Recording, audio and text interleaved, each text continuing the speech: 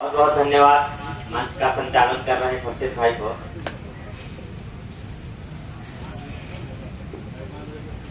आदरणीय हमारे सम्मानित मंच में बैठे हमारे प्रदेश अध्यक्ष नसीम भाई और मंच का संचालन कर रहे खुर्शीद भाई के साथ यहाँ उपस्थित मेरे सभी भाइयों और बहनों मित्रों, आज हम यहाँ अपनी कुछ मांगों को लेकर उपस्थित हुए हैं और मजबूरन उपस्थित हुए हैं, क्योंकि हमने हर तरह से प्रयास करने का जो क्रम है वह जारी रखा हुआ है, परंतु इसके बाद भी हमारी मांगों के प्रति जो है सरकार सहानुभूतिपूर्वक विचार नहीं कर रही है।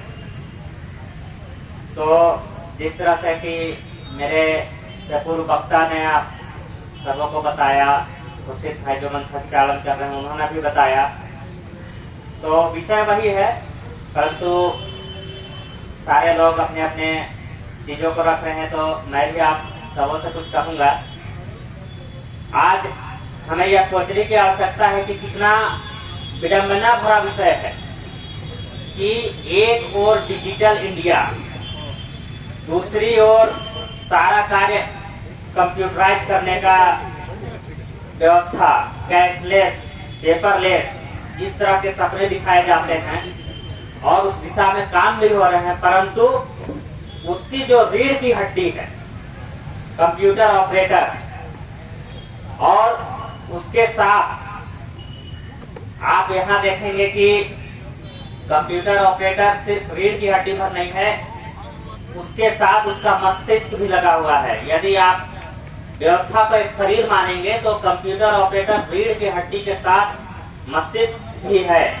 यदि यह अपने कार्य को दक्षता पूर्वक नहीं करे तो कोई भी सरकार हो, उसकी कोई भी महत्वाकांक्षी योजना धरातल पर कभी नहीं उतरेगी। इस बात को आप लोगों ने ध्यान दिया होगा कि वर्तमान में और पूर्व में जो भी जनता दरबार होता है, आप जनता दरबार पर एक दृष्टि डालकर देख लीजिए, आप अपने कार्यालय में एक दृष्टि डालकर देख लीजिए, आपको हमारी उपयोगिता समझ में आ जाएगी।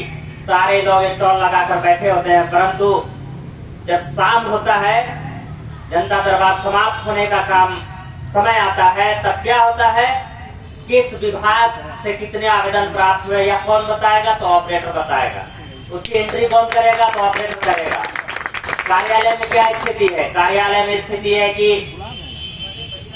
राज्य से लेकर प्रखंड अंचल कार्यालय तक की मैं बात कर रहा हूँ। यहाँ स्थिति यह है, किसी विषय पर किसी पदाधिकारी या विभागीय मंत्री, मुख्यमंत्री किसी को कुछ कहना हो, सिर्फ उन्होंने अपने जो सरकारी कर्मी है उनको बुलाकर कह दिया कि आप ऐसा करवा दीजिए। इसके बाद वो क्या करते हैं? वो कुछ नहीं करते, वो सिर्फ कंप्यूटर ऑपरेटर के सिर पे जाकर उस चीज को फेंक देते हैं कि ऐसे कर दो, और उसके बाद हमारे यहाँ जो भाई बहन बैठे हुए हैं वह अपने से उस कार्य को निष्पादित करके आगे बढ़ाते हैं। इस तरह से हमारी व्यवस्था चलती है। ऊपर से चीजें कंप्यूटर ऑपरेटर के माध्यम से होते होते नीचे जाती है, और नीचे से फिर उसका अनुपालन एक एक कदम ऊपर होते होते कंप्यूटर ऑपरेटर के माध्यम से राज्य तक पहुँचती है।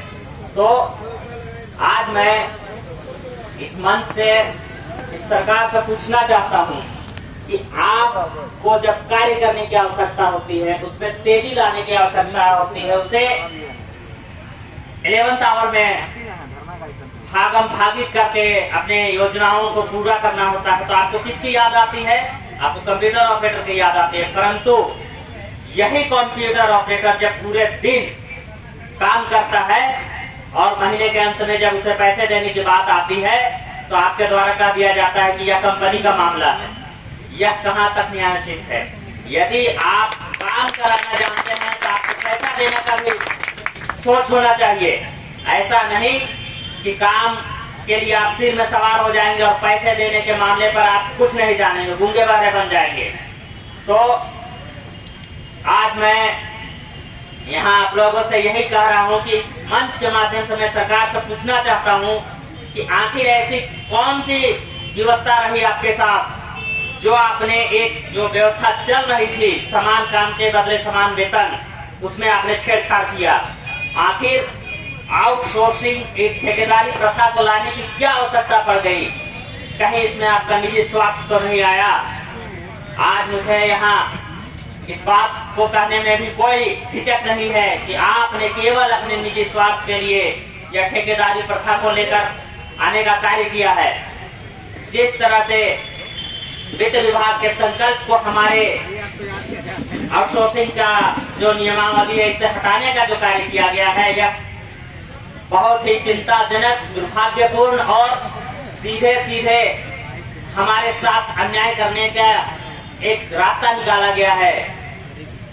आपने जब कंप्यूटर आया तो कंप्यूटर, आप कुछ समय पूर्व का समय याद करिए, जब कंप्यूटर आया था तो कंप्यूटर ऑपरेटर को खोज खोज कर लाया जाता था, ढूंढ ढूंढ कर लाया जाता था।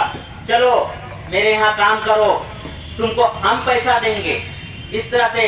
और जब आज के समय में सारा कुछ कंप्यूटराइज हो गया है, तब कंप्यूटर ऑपरेटर को आपने आउटसोर्सिंग में डाल दिया। आज कंप्यूटर ऑपरेटर आपके यहाँ काम करता है, परंतु उसकी सेवा की कोई गारंटी नहीं है कि उसके साथ कब क्या हो जाए। अच्छा, एक अनुरोध है कि कुछ लोगों का बाइक वहाँ मंच में लगा हुआ है, उसे आप किनारे कर लें ताकि वहाँ बैठने की व्यवस्था की जाए। हमारे और भी साथी आ रहे हैं तो संख्या बढ़ेगी तो वहाँ बैठने का स्थान बन जाएगा। तो मैं अपनी बात को आगे करता हूँ मित्रों।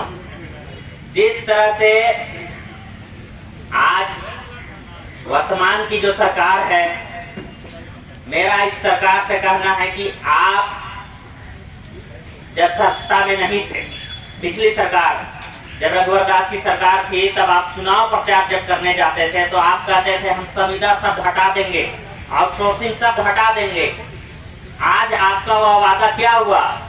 आज आपने संविदा और आउटसोर्सिंग हटाने के बदले उसे और ज्यादा लागू करने का कार्य क्यों कर रहे हैं आप? यदि आपको चुनावी घोषणा में सारे लोग याद रखते हैं तो आज यह कंप्यूटर ऑपरेटर और आउटसोर्स का कर्मी आपको क्यों नहीं याद रहता है? आज जो हमारा यहाँ धरना प्रदर्शन का कार्यक्रम है, तो हमारी मांगों पर आपको सहानुभूति पूर्वक विचार करना ही पड़ेगा। और यदि आप ऐसा नहीं करेंगे तो हमें अंततः बाध्य होकर इस महाधरना से भी कोई बड़ा कदम उठाना पड़ेगा। और इसके लिए मैं आपको इस मंच के माध्यम से आग्रह के साथ साथ चेतावनी पूर्वक आगाह भी करना चाहता हूं कि आप हमारे बारे में सोचें, क्योंकि यदि हम कार्य आपसे करेंगे तो प्रश्न भी आपसे ही करेंगे। और जिस आदमी से आप दिन रात कार्य कराते हैं, जिसके कार्य करने की कोई समय सीमा नहीं होती, उसके साथ यदि आप इस तरह का अन्याय करेंगे तो यह कभी स्वीकार नहीं होगा। तो मित्रों, यह तो हमारे दुख की बात है। अब हम अपने मांगों की ओर आते हैं। मेरे विचार से हमारी सबसे पहली मांग होनी चाहिए समान काम का समान वेतन, जो कि हमारे मांग सूची में लिखा हुआ है। तो मैं आप सबों से यही आग्रह करूंगा कि हम सभी सामूहिक रूप से आप सबों के साथ मैं वर्तमान की सरकार से यह मांग करता हूं कि हमें सर्वप्रथम समान काम के बदले समान वेतन दिया जाए। यदि एक कंप्यूटर में काम करने वाले ऑपरेटर को 40,000 के आसपास वेतन मिलता है, तो दूसरे को भी वही वेतन मिलना चाहिए, न कि किसी को 10 मिले तो किसी को 40। यह असमानता जो है, इसे आपको हर हाल में दूर करना होगा, क्योंकि जब कार्य समान है तो वेतन भी समान होना चाहिए। आज जब हम अपने आउटसोर्सिंग कर्मियों पर ध्यान देंगे तो पाएंगे कि लोग हर तरह के हमारे कर्मी हैं। कुछ लोगों के पास तो अभी दूसरे नौकरी में जाने का उम्र और कला बचा हुआ है, परंतु कुछ लोग ऐसे हैं जो अब अपने आयु के इस पड़ाव में आ चुके हैं कि अब वह दूसरे स्थान पर नौकरी नहीं कर सकते और इस ठेकेदारी प्रथा में जब जब टेंडर होता है तब तब हमारे मन में आशंका होती है कि वर्तमान कंपनी हमें हटा तो नहीं देगी। हटाने का जब डर आता है तो एक वो कंपनी से भी हमें हटाने का डर है, दूसरी ओर हमारे अधिकारी से भी डर है कि वह भी हमें हटा देगा। इस तरह से जब चारों ओर से दबाव होता है तो हमें मजबूरन अपने काम पर कम और चापलूसी पर ज्यादा ध्यान देना पड़ता है। तो सरकार क्या चाहती है कि उसके कार्य पूर्ण रूप से संचालित होते रहे या उसकी चापलूसी की जाए। वर्तमान की सरकार यदि चापलूसी करने वालों की ज्यादा सुनती है तो मैं इसे स्पष्ट कर देना चाहता हूं कि जब जब काम की अधिकता पड़ेगी तब तब यही आउटसोर्स का कर्मी आपके काम को संचालित करने का काम करता था और करता रहेगा। इसलिए आपको आज अपने इस कर्मी पर ध्यान देकर उसके मानदेय को बढ़ाने की आवश्यकता है। उसे समान काम के बदले समान वेतन देने की आवश्यकता है, न कि बार बार आपको कंपनी का कार्य अवधि को विस्तार करने की आवश्यकता है। आप कंपनी के कार्य अवधि को विस्तार कर इस बात का प्रमाण देते हैं कि आपको अपने कर्मी से नहीं, आपको अपने कमीशन से ज्यादा लगाव हो गया है। कह रहे हैं ना क्योंकि लोग संख्या बढ़ रही है, 4 लाइन कम से कम कुर्सी को हम लोग हटा करके दरी बिछा देंगे ताकि बैठने में सुविधा हुई। चेयर वहाँ हम लोग चेयर लगा देंगे, है ना। सामने से कम से कम लगा देते हैं, 4-5 उठा के जल्दी तो थोड़ा साथ दीजिए ना, थोड़ा चेयर वहाँ लेके चलिए, थोड़ा सा जगह बना लेंगे ताकि